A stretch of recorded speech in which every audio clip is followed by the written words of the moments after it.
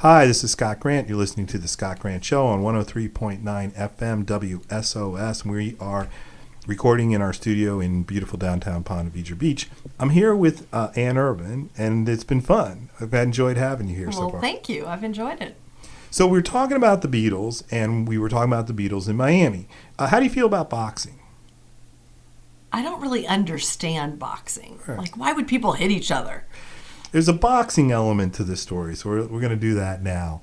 When they come to Miami, it's to appear on the Ed Sullivan Show, and it's their second appearance, and it's live, and it's the last time that they will appear on Ed Sullivan Live, broadcasting from Miami. And they're here for 8 days, and there's things that they want to do, and they want to get some opportunities, some photo ops, and some events. So they do the performance, and one of the guys that comes to the performance at the Deauville, and there's about 3,000 people in the audience, and about another 3,000 outside, mostly young kids trying to get in, trying to sneak in to see the Beatles. But one of the guys in the audience is Sonny Liston, who's at that point the heavyweight boxing champion of the world. Oh, wow. And he's there with Joe Louis. And Joe Louis was also had been a boxing heavyweight champion. The name Joe Louis. The Brown Bomber from the 30s. Yep. He beats Max Smelling, and that's a big deal because of the Nazis, and Smelling's a German.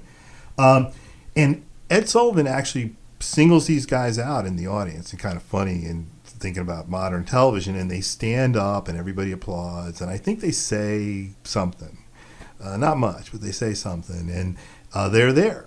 And so afterwards, one of the things the Beatles want to do is they want to meet Sonny Liston. And Sonny is not interested at all. He didn't think much of the Beatles. He doesn't want to meet them. Let's also remember, nobody really knows who they are. It's not like today you say the Beatles. I mean, everybody knows. This is 1960. I know, because you see my face. I'm looking at you like, what do you mean he didn't want to meet them? I mean... He doesn't want to meet them. He doesn't think much of their music. And you were commenting that Ringo Starr wasn't all that attractive. One of the things he says is that his nephew could play drums better than that long, big-nosed kid with the long hair. Oh, my. That's a challenge.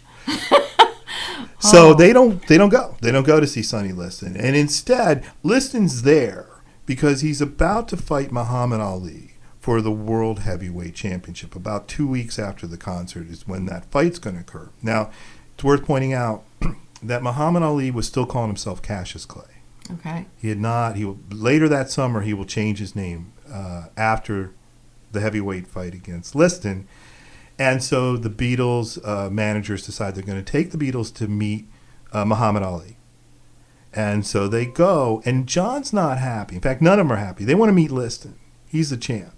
They don't want to meet Muhammad Ali. In fact, Lennon calls him a loudmouth loser. Oh. And Liston's going to knock him out. And why do they have to go meet this guy who's nobody? Okay, but they want to meet the guy who was rude about their drummer. Well, and they haven't heard. Okay. I don't think at that point they've heard that comment. Okay. I don't think they've heard that comment, but they want to meet Liston. In fact, they have bets on Liston. A number of the Beatles have bet on Sonny Liston to win this fight. Ultimately, they go to meet Muhammad Ali. They get there. It's the 3rd Street Gym in Miami, and that's where Angelo Dundee is training Ali for this fight. And they go in. They're not happy. Ali's not there. They immediately want to leave. And some of the security blocks their way. So they're essentially trapped for 10 or 15 minutes in the 3rd Street Gym in Miami. And then Ali comes. And Ali walks into the room, and he says in this big, huge voice, "Hello, Beatles." And they begin. He knew who they were. I think he'd been told. Okay. Because part of the story is, really, Muhammad Ali, or Cassius Clay at that point, was known. He'd won a gold medal in the 1960 Olympics in Rome in boxing. So people knew who he was, but not like today, where this is one of the biggest names of the second half of the 20th century, sort of like John, Paul, George, and Ringo. These are some of the most iconic figures, but they're meeting in 1964 when they're known, but they're not famous. They're not world famous names at this So point. did they get along? That's what I want to know. What was that meeting like? Well, they did get along. Okay. They clowned around. In fact, Ali at some point says, we should go make some money together. So he's thinking. But the famous picture that comes out of that meeting is this picture where Muhammad Ali is punching out or knocking out all 4 Beatles with a single Oh, I punch. want to see that picture. I bet that's a good one. All right, we'll do that during the break. I'm going to get that out for you.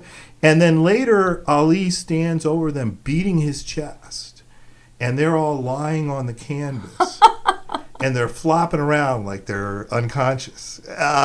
It's just hilarious. In fact, there's another picture where Muhammad Ali is carrying around Ringo Starr like he's a baby. Oh my gosh. Do you have that picture too? Yeah, I can show them you all. We have to. Oh, definitely want to see Tuesday. those. Everybody can come see them.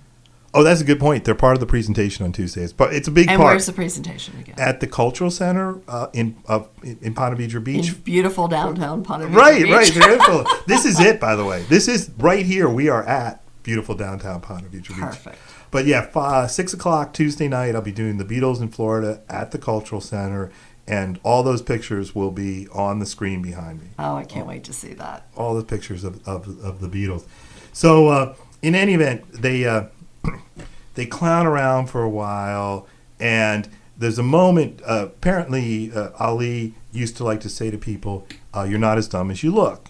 And I think you probably remember that expression from growing up. My dad used to like to say that.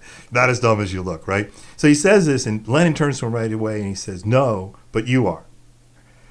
And you think about it, again, Oh my gosh. Oh, that's so pretty they have this great time. They take all these pictures and they leave. And when they leave, the Time magazine reporter who's been covering them decides he's going to stay at the gym and talk to Ali and not follow the Beatles at this point. So he saw Star in the making, right? So Right. he knew to stay back. So he stays back. And when the Beatles leave, Ali asked this Time guy, he said, "Who were those sissies?" Oh, no, he did not. He did too. He did not. He did oh, too. Oh, my gosh. All right, we're going to get the pictures out, show Ann, and then we'll be back after this commercial break on 103.9 FM.